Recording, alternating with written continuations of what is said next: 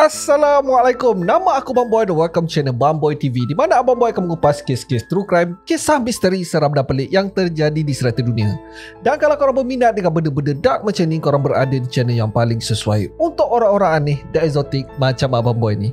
Di akhir video, kalau korang suka dengan konten ni, Abang Boy sangat-sangat appreciate kalau korang boleh belanja Abang Boy satu like, dan mungkin juga korang boleh consider untuk subscribe dan tekan bell notification button tu supaya tak terlepas video Abang Boy yang akan datang. Abang Boy nak memperkenalkan korang dengan seorang gadis yang bernama SVitia yang berumur 18 tahun. Dia dilahirkan pada 25 November 1996 di Mankulam. Dia adalah anak paling bongsu di antara dua orang adik-beradik. Dia dilahirkan dalam keadaan negara yang tengah kacau bilau. Pada masa itu sebenarnya Sri Lanka dilanda peperangan saudara di antara puak etnik pemberontak Tamil Tigers dan juga pihak kerajaan yang dikuasai oleh Sinhalese. So disebabkan ini, keluarga Vitia ni terpaksa hidup berpindah randah untuk mengelakkan menjadi mangsa peperangan. Dorang pernah tinggal di kamp pelarian sekejap dan akhirnya bila perang dah mula settle, dorang berjaya berpindah balik ke kampung halaman dorang di Pungudu Tivu pada tahun 2010. Di sinilah Vitia sambung belajar di sekolah Naluru Vidyalayam. Kalau nak ikutkan, pada tahun 2015 tu adalah tahun terakhirnya sebelum dia melanjutkan pelajaran ke universiti. Vitia ni memilih jurusan Advanced English sebab dia bercita-cita untuk menjadi cikgu bahasa selepas dia tamat pengajian. Kalau rakan sebaya menghabiskan masa keluar berdating lah, tetapi si Vitia ni lebih suka spend masa dia membaca dengan menulis novel-novel pendek. Menurut kawan-kawan yang mengenalinya, Vitia ni adalah seorang yang ceria, sangat-sangat humble dan tak pernah ada masalah dengan orang. Kesusahan hidup mengajarnya untuk menjadi seorang yang bertanggungjawab dan juga matang. Bagi jiran-jiran pula, Vitia ni selalu offer untuk menjaga anak-anak diorang sebagai babysitter. Ramai anak-anak jiran yang anggap Vitia ni sebagai watak ibu yang penyayang. Walaupun dah tamat perang, untuk rakyat biasa macam keluarga Vitia ni, diorang masih lagi tak boleh bertenang tau. Diorang masih lagi hidup dalam bahaya. Pada masa tu, kepulauan di Jaffna Peninsula termasuklah Pungudu Tivu telah dikuasai oleh Angkatan Tentera Laut Sri Lanka sejak tahun 1990. Sejak daripada itu, kawasan ni memang dikenali sebagai kawasan gelap. Sepatutnya anggota tentera yang bertugas mengawal keselamatan. Tetapi lain pula jadi guys. Banyak terjadinya aktiviti jenayah yang dilakukan oleh ahli tentera tu sendiri. Semuanya terhadap penduduk kat situ. Especially serangan ke atas wanita. Yelah, manalah nak ada polis time-time perang ni. Memang diorang salah guna kuasa lah cerita dia. Ada juga yang menyalahkan satu kumpulan militan yang disokong oleh kerajaan, iaitu Ilam People's Democratic Party. Antara yang memberikan kesan mendalam kepada penduduk di situ adalah tragedi yang menimpa Sarah Tambal pada tahun 1999. Dia adalah anak kepada Sami daripada puak minoriti Tamil Sri Lanka. Kalau korang nak tahu, Tamil dekat Sri Lanka ni adalah minoriti tau. Puak yang berkuasa adalah Sinhalese. So anyway, pada hari kejadian, Sarah Tambal telah diheret keluar daripada rumah dan diserang secara menggila-gila oleh anggota tentera laut. Dan yang gilanya, walaupun dah didapati bersalah, anggota yang terlibat langsung tak terima apa-apa hukuman pun. Dorang hanya ditransfer ke tempat lain untuk menutup mulut rakyat. Pada tahun 2005 pula, satu lagi tragedi menimpa ke atas seorang remaja daripada puak minoriti Tamil yang bernama Ilaya Tambi Tarsini. Jasadnya ditemui berhampiran dengan kamp tentera. Dan dalam kes ni lagi gila guys, tak ada seorang suspek pun yang ditangkap. Ini adalah kes yang mendapat perhatian media tau. Tetapi sebenarnya banyak lagi kes yang tak dilaporkan. So pendek kata, kaum hawa dekat sana memang kena ekstra berhati-hati setiap masa. Kalau dekat dalam rumah pun boleh diheret keluar, apatah lagi lah kalau diorang berada dekat luar rumah. Berbalik kepada story kita hari ni. Pada 13 Mei 2015, semuanya berjalan seperti biasa. Pada pagi tu, Vitia bangun awal untuk menolong ibunya memasak, dan selepas settle dia bersiap-siap nak ke sekolah. Pada lebih kurang pukul 7.20 pagi, Vitia pun mulalah bersiap-siap nak menaiki basikal dia. Selalunya dia akan ditemani oleh dua orang adik-beradik, iaitu juga kawan baiknya. Tetapi pada hari itu, dua orang adik-beradik ni demam pula. So dia seorang-seorang je lah. Ibu dia dah rasa tak sedap hati dah. Jarak sekolah daripada rumah adalah dalam 2 km. Itu tak kisah sangat tau. Yang risaunya adalah jalan yang dia lalui itu agak sunyi pada pagi hari. Abang kepada Vitia yang bernama Nishantan tak ada pula pagi tu. Kalau ada, bolehlah juga menumpangkan Vitia ni naik motor. So si ibu ni macam berat hati nak lepaskan anak dia. Dia cakap kat Vitia, tak payahlah pergi sekolah hari ni, tolong ibu buat kerja rumah je lah. Tetapi Vitia ni berkeras juga nak pergi. Exam pertengahan tahun pun dah nak dekat. So nak tak nak dia kena juga pergi sekolah. Kalau tak, nanti banyak pula yang dia tertinggal. So tak ada pilihan lain. Dengan berat hati, ibunya membenarkan Vitia untuk pergi seorang-seorang. Tetapi tak ada siapa sangka, itu adalah kali terakhir ibunya melihat anak perempuannya hidup. Hari berjalan seperti biasa dan ibunya tepikan perasaan tak sedap hati tu. Dia buat kerja rumah, dia pergi pergi ladang untuk memetik sayur. Tetapi by the time dia sampai ke rumah tu tak ada orang. Selalunya pukul 3 petang si Vidya ni dah ada kat rumah dah. Sekolah habis pada pukul 2 kot. Dia dah rasa tak sedap hati dah pada masa ni. Vidya ni bukan jenis suka melepak kat tempat lain. Kalau dia nak pergi ke mana-mana pun dia akan beritahu ibu dia terlebih dahulu. Ibunya yang bernama Saraswati cuba untuk bertenang. Mungkinlah Vidya ni ada extra kelas kot dekat sekolah. Untuk melegakan hati yang tengah libang libu tu, Saraswati call Nishantan. Dia suruh Nishantan ni pergi cek adik dia dekat sekolah. Tetapi bila Nishantan sampai kat sekolah, memang dah tak ada orang dah. Yang ada hanya ada beberapa cikgu je. Tetapi yang lagi merisaukan adalah bila Nishantan ni berjumpa dengan cikgu kelas. Menurut cikgu tu, Vidya ni tak datang sekolah pun. Sudah. Dah satu hal pula. Bertambah pening si Saraswati ni. Kemana pula lah pergi anak kesayangannya. Ahli keluarga terus bertindak. Diorang terus pergi ke rumah jiran-jiran untuk bertanyakan sama ada diorang ada nampak Vidya ke tak. Habis satu kampung rumah diorang pergi ketuk. Tetapi tak ada seorang pun yang nampak Vidya pada hari tu. Macam Vidya ni hilang terus daripada muka bumi. Tak, ini memang dah panik dah. Jam pun dah menunjukkan pukul 6 lebih. Last ahli keluarga membuat keputusan untuk melaporkan kehilangan di pondok polis berdekatan. Bila diorang sampai tu, ahli keluarga bagi tahulah apa yang jadi. Diorang risau yang Vidya ni mungkin mengalami kemalangan ataupun sesuatu yang lebih teruk. Tetapi korang nak tahu tak apa polis tu buat? Diorang tak buka kata siasatan pun. Siap membahan lagi ahli keluarga. Diorang menuduh ibu bapa tak pandai jaga anak. Vidya dah melarikan diri dengan jantan lain. Pula dah. Bukan nak siasat ataupun mulakan misi pencarian. Tetapi end up ahli keluarga pula yang kena bahan kau-kau. Last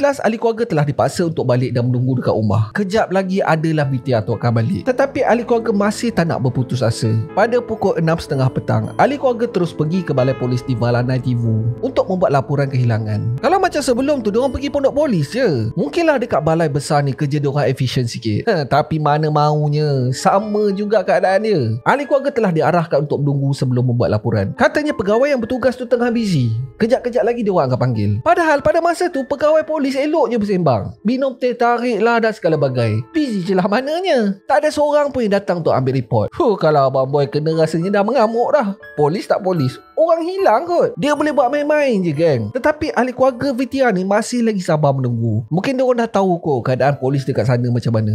Makan gaji buta. Kalau tak offer under table, satu kerja pun tak jalan. Sampailah pada pukul 9 malam. Seorang pegawai polis perempuan yang bertugas kesian melihat ahli keluarga yang tak senang duduk, barulah dia datang untuk mengambil report. Korang bayangkan daripada pukul 6.30 petang tau, pukul 9 baru nak ambil report. 3 jam lebih tu. Dalam kes-kes orang hilang ni, polis kena bertindak cepat. Makin lama tunggu, makin tipislah peluang untuk bangsa ditemui hidup. Tetapi dekat sana, kes-kes orang hilang ni boleh buat main je. Tu sebab banyak kes-kes jenayah dekat sana, rakyat bertindak sendiri. Diorang malas nak berhubungan dengan polis yang makan gaji buta. Tetapi even selepas buat report pun, tak ada apa-apa tindakan yang diambil. Ahli keluarga diarahkan untuk pulang dan menunggu update dari polis. Itu sahaja. Disebabkan tak puas hati, Nishantan dan juga beberapa penduduk kampung memulakan misi pencarian. Tetapi satu hal juga, hari pun dah malam. Operasi pencarian terpaksa berhenti pada tengah malam. Diorang berjanji akan meneruskan usaha pencarian pada besok pagi. Pada malam tu tak ada seorang pun daripada ahli keluarga Vidya ni boleh tidur. Saraswati tak henti-henti mengalirkan air mata.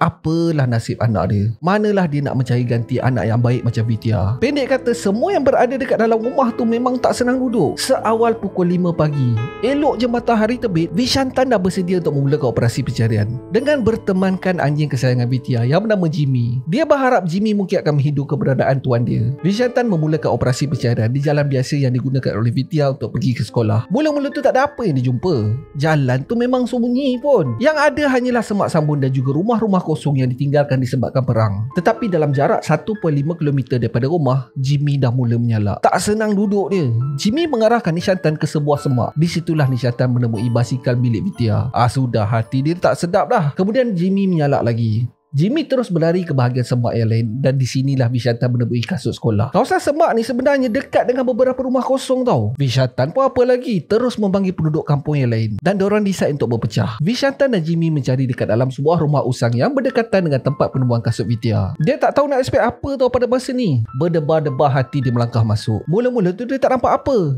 Satu-satu bilik dia cek. Semua pintu bilik terbuka tetapi ada satu je yang ditutup. Jimmy terus berlari dan menyalak dekat depan pintu tu. Vishantan pelan-pelan membuka pintu. Ambil kau. Di depannya sekujur tubuh yang tak lagi bernyawa dalam keadaan yang sangat-sangat mengerikan. Keadaan jasad ditemui tanpa surat benang pun. Tangan mangsa telah diikat daripada belakang dengan menggunakan tali leher mangsa sendiri. Mulutnya telah disumbatkan dengan baju. Terdapat kesal lebam di seluruh badan mangsa. Muka mangsa memang susah nak dikenal pasti disebabkan dipukul dengan teruk. Obviously terdapat tanda serangan bercucuk tanam. Memang mangsa kena seksa kau-kau sebelum bertemu ajal. Dikatakan beberapa jiran yang hadir itu menangis melihat keadaan mangsa. Tempat jasad ditemui ini sebenarnya tak jauh pun daripada sekolah. Jarak dia 300 meter je lagi. Berdasarkan daripada keadaan mangsa, ini bukan kerja seorang ni. Bermakna mangsa telah diserang secara bergilir-gilir oleh beberapa pelaku. Keadaan Vidya memang barai gila, geng.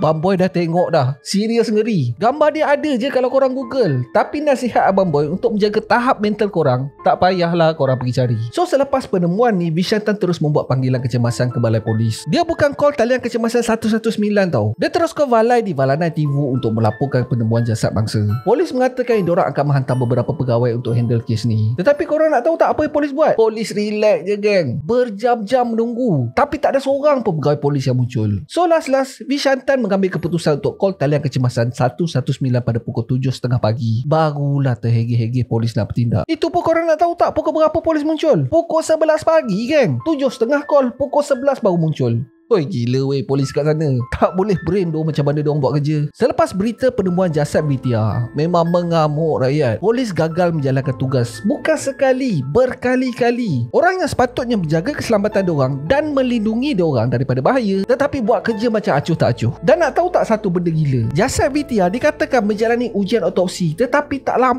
pun. Dalam masa beberapa jam selepas jasad dibawa ke bilik bedah siasat, ahli keluarga telah diarahkan untuk membawa balik jasad Vidya. Tak tahulah sama ada ujian autopsi itu dijalan ke tak. Punca kematian pun tak didedahkan kepada umum. Bila berita pasal kematian Vidya ni diketahui oleh penduduk kampung, oi memang diorang terus raya, geng. Pada 14 hari bulan, pada petang penemuan jasad Vidya, kawan-kawan sekelas keluar menunjuk perasaan mengecam tindakan pihak berkuasa. Penduduk kampung yang lain sampaikan menyekat laluan keluar daripada kampung, guys. Habis semua kereta polis jahanam diorang kerjakan. Benda ni bukan setakat dekat Penggudu Tivu je tau. Daerah lain pun turut berdemo di jalanan. Majlis pengkebumian telah dijalankan pada 15 Mei 2015 dalam suasana yang sangat-sangat hiba. Perkarangan rumah dipenuhi dengan penduduk kampung, kawan-kawan sekelas dan juga cikgu daripada sekolah. Bukan tu je, even ahli politik pun datang memberikan sokongan moral kepada ahli keluarga Vidya. Selepas pengkebumian, ahli keluarga Vidya mengambil keputusan untuk berpindah sementara ke rumah saudara mereka di Vavunia. Dorang dah tak sanggup dah berdepan dengan wartawan yang tak habis-habis kacau hidup dorang yang masih berkabung. Pada hari yang sama, polis mengeluarkan statement yang dorang telah berjaya menahan 3 orang suspek untuk membantu siasatan. Tetapi polis tak dedahkan nama suspek tau. Dorang hanya kata yang ketiga-tiga suspek ni adalah adik-beradik. Dikatakan ketiga-tiga suspek ni pernah bergaduh dengan ayah kepada Vidya. So apa yang terjadi ke atas Vidya ni mungkin bermotifkan dendam. Sementara upacara pembakaran mayat masih berlangsung, polis sekali lagi datang ke pekarangan tapak pembakaran untuk menahan 5 orang lagi suspek. Tetapi yang gilanya, 5 orang ni adalah orang yang sama membantu untuk mengangkat keranda Vidya ke tapak pembakaran. Menurut polis, kelima-lima suspek ni bukan penduduk kampung tu pun. Dorang sebenarnya berasal daripada Colombo dan dikatakan berada di Penggudu Tivu pada masa kejadian dan balik ke Colombo balik selepas selesai melakukan jenayah. Daripada mana polis dapat info tu pun tak ada siapa yang tahu. Tetapi memang betul pun, tak ada sesiapa pun daripada penduduk kampung yang kenal kelima-lima suspek ni. Tiba-tiba je muncul buat-buat macam berkabung dengan ahli keluarga yang lain. Siap dorang usung keranda mangsa segala bagai lah. Kemudian pelbagai kabar angin keluar dengan mengatakan ada seorang mastermind di sebalik semua ni. Dialah yang bertanggungjawab mengarahkan suspek untuk melakukan kegiatan keji tu. Orang yang dimaksudkan tu adalah seorang gangster kampung yang bernama Mahalingam Sivakumar atau lebih dikenali sebagai Swiss Kumar. Mamat Swiss Kumar ni pun bukan setakat gangster biasa je tau. Dia punya payung tu memang kembang gila. Dikatakan dia mempunyai kabel dengan beberapa ahli politik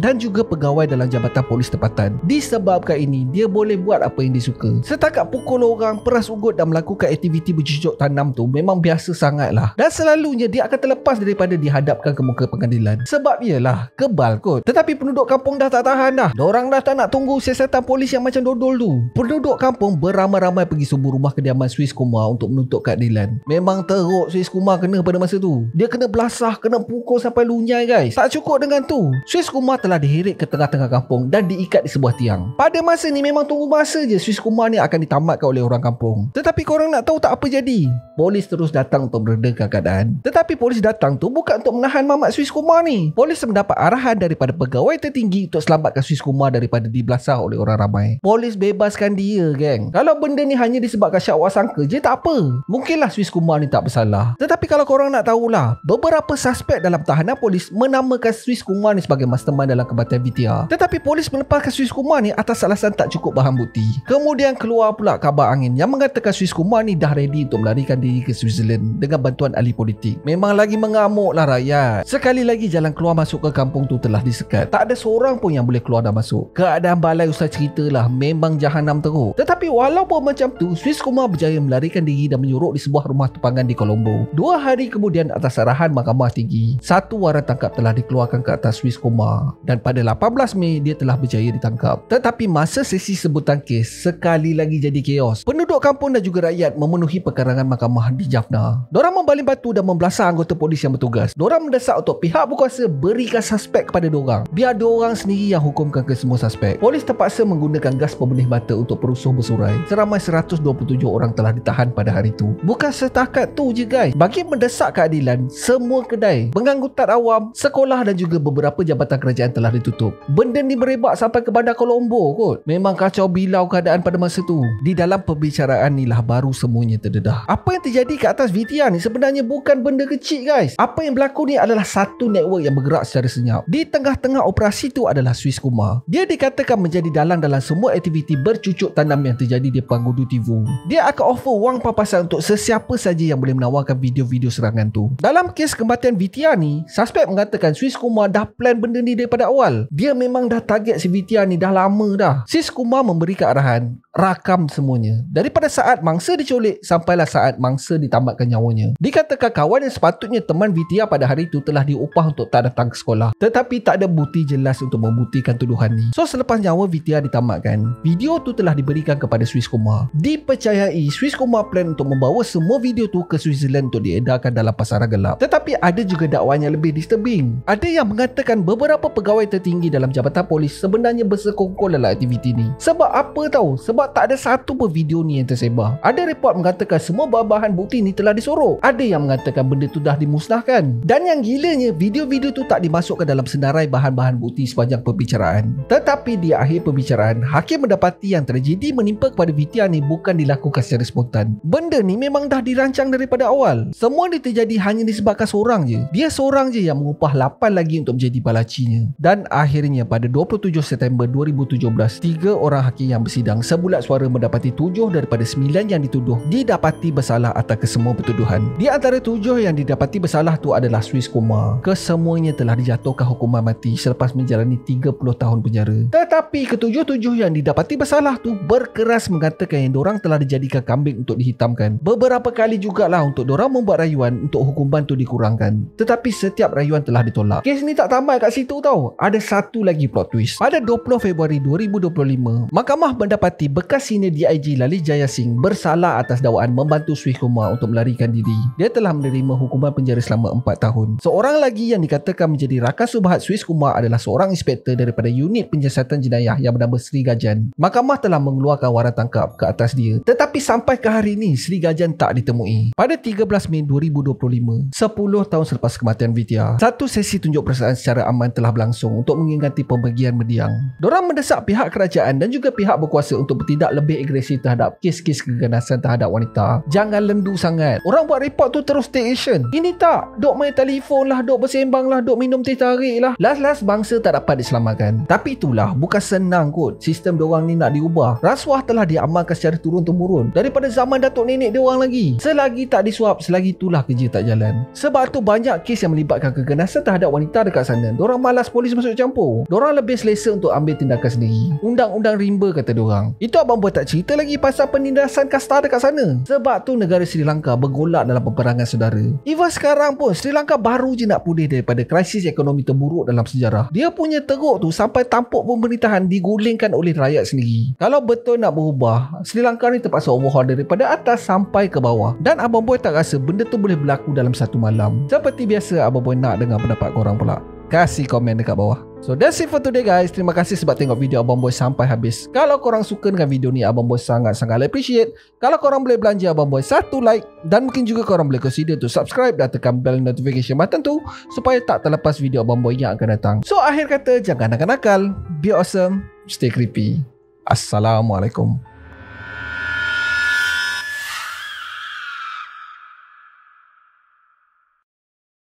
Diorang berjaya berpindah balik ke kampung halaman diorang di Diorang berjaya berpindah balik ke kampung halaman diorang di Punggutu.